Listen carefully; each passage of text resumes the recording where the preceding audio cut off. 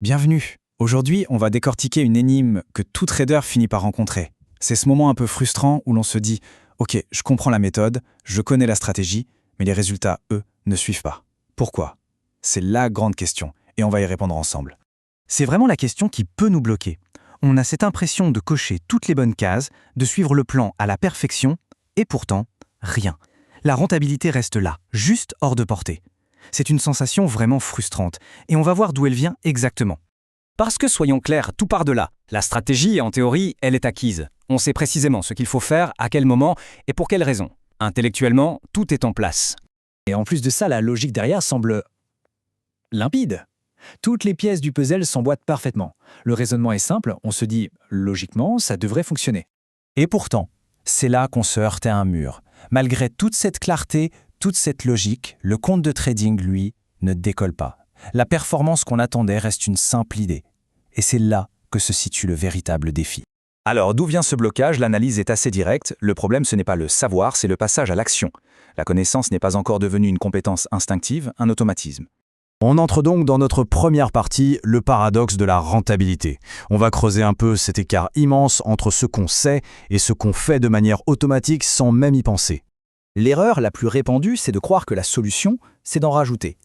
Face à l'échec, le réflexe quasi immédiat, c'est de chercher plus d'infos, une nouvelle stratégie miracle, d'ajouter une couche de complexité. En réalité, c'est une fausse piste totale.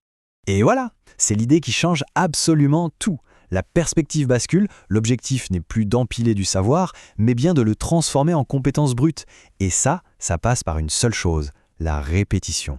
Pour vraiment saisir cette idée d'automatisme, il y a une analogie qui est juste parfaite. C'est celle de la conduite. On va voir ensemble comment un effort très conscient se transforme en un pur instinct.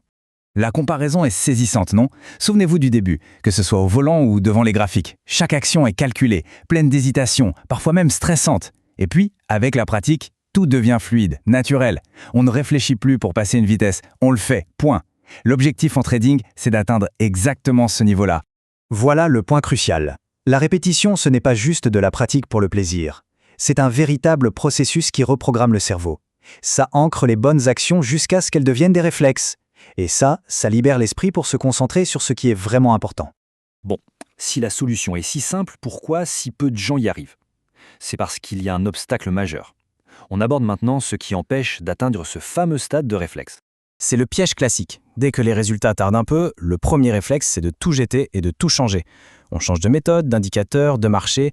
On a l'impression d'avancer, d'être proactif, mais en réalité, c'est tout l'inverse. On régresse. Et la conséquence, elle est brutale. À force de changer sans arrêt, on ne laisse jamais le temps à la maîtrise de s'installer. C'est un peu comme si on recommençait la course depuis le début à chaque fois. On reste bloqué au stade de débutant éternellement. Gardons bien cette phrase en tête, elle résume parfaitement le problème. Chaque changement, c'est une remise à zéro du compteur de la maîtrise. Pour devenir un expert dans n'importe quel domaine, il faut de la constance. C'est non négociable. Bon, on a assez parlé du problème, passons à ce qui nous intéresse vraiment, la solution concrète. Comment est-ce qu'on met en place un système de répétition qui soit vraiment efficace pour construire cette maîtrise? La clé du succès, c'est la simplification radicale. Au lieu de s'éparpiller dans tous les sens, il faut se concentrer sur une seule chose. On choisit un seul setup, une seule méthode, un seul plan. Et on s'y tient de manière quasi obsessionnelle. Et voici le plan d'action, le cycle à appliquer tous les jours. C'est simple. Étape 1, on observe le marché pour trouver son unique setup. Étape 2, on exécute le plan sans la moindre hésitation. Étape 3, on analyse ce qu'on a fait et on corrige les erreurs. Étape 4, le lendemain, on recommence. C'est cette boucle qui forge la maîtrise. C'est une vérité qui va un peu à contre-courant dans le monde du trading. On pense souvent que la performance est liée à la complexité. En fait, c'est l'inverse. La vraie performance, elle naît de la maîtrise absolue d'un processus simple, mais répété encore et encore, sans relâche. On arrive maintenant à la conclusion de notre analyse. Il est temps de rassembler tous ces points pour redéfinir ce qu'est, au fond, le véritable avantage en trading.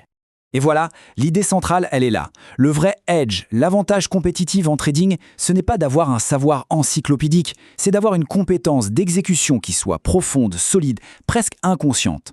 La valeur n'est pas de tout connaître, mais de maîtriser une seule chose à la perfection. Et on termine avec cette idée qui est fondamentale. Cette discipline de faire dans l'exécution, ce n'est pas une contrainte, c'est le chemin qui mène à la liberté. Du coup, la question qu'on doit se poser change complètement. Ce n'est plus « qu'est-ce que je peux apprendre de plus ?», mais plutôt « quelle est la seule chose que je vais maîtriser à la perfection ?»